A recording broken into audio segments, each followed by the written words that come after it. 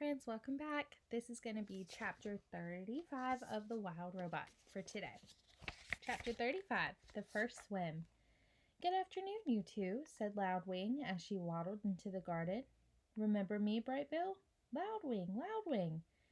Very good, the old goose giggled. Now, Roz, do you know what tomorrow is? Tomorrow is swimming day, the day when all the parents take their gooselings out on the pond for the first time.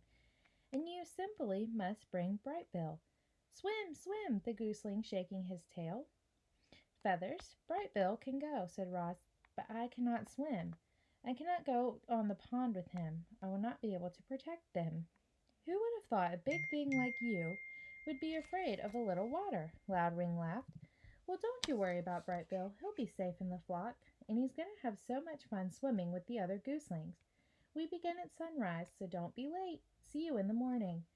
And with that, the goose plopped into the water and glided away. Swim, swim, said the gooseling. Yes, Brightbill, said the robot, staring at the pond. Swim, swim. Early the next morning, peeps and honks and splashes began echoing across the calm water. Roz and Brightbill followed a trail through the fog and over to a beach that was crawling with fluffy gooselings and proud parents. Roz took a few steps into the water, and her survival instincts immediately flared up. The robot's computer brain knew that if water got inside her body, it could do serious damage. And so, as the other parents began swimming across the pond, Roz stood safely in the shallows and watched. Brightbill ran up and down the beach with the other gooselings, peeping and laughing and pretending to be afraid of the tiny waves. When one wave finally pulled him in, he felt his body floating on top of the water. A big smile appeared on the gooseling's face. Clearly, Brightbill was designed to swim. Very good, Brightbill, said Loudwing as she floated past. You're a natural. Yes, Brightbill, you are a natural, said Roz, trying to sound like a good mother.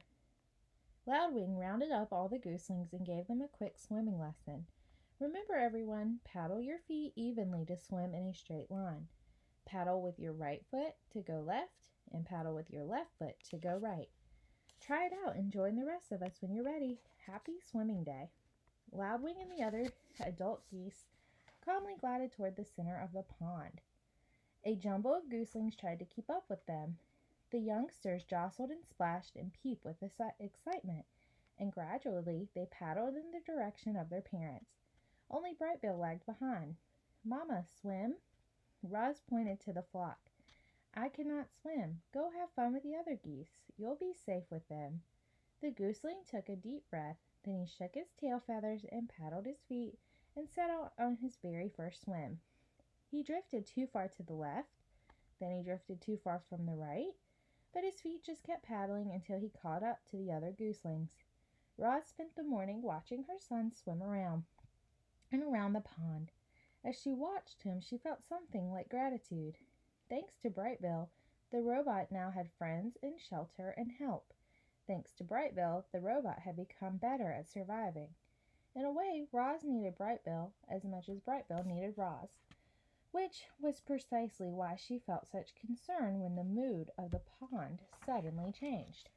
One moment everything was tranquil, and the next moment the geese were in a panic. Something was violently slooshing through the group. It was Rockmouth, the giant toothy pike. The fish had been a problem in the pond for as long as anyone could remember, but he never attacked gooselings before. All the parents immediately went to protect their young. All the parents except Roz. The robot could only stand in the shallows and watch as her son left the other geese behind and desperately swam towards his mother. Swim to me, Brightbill, quickly. The gooseling kicked as fast as he could, but alone on the water he made an easy target.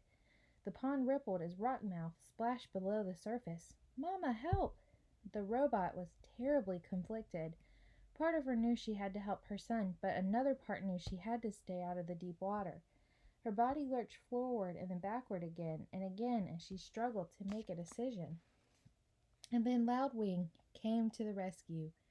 Rockmouth, don't you dare harm that little darling.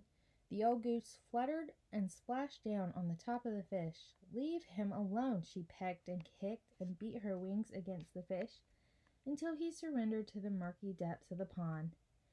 Loudwing escorted Brightbill to the beach, and a moment later the gooseling was in his mother's arms, safe and sound. Rockmouth isn't as dangerous as he seems, said the goose out of breath, but I think that's enough swimming for one day. All right, that's it for today. Bye, guys.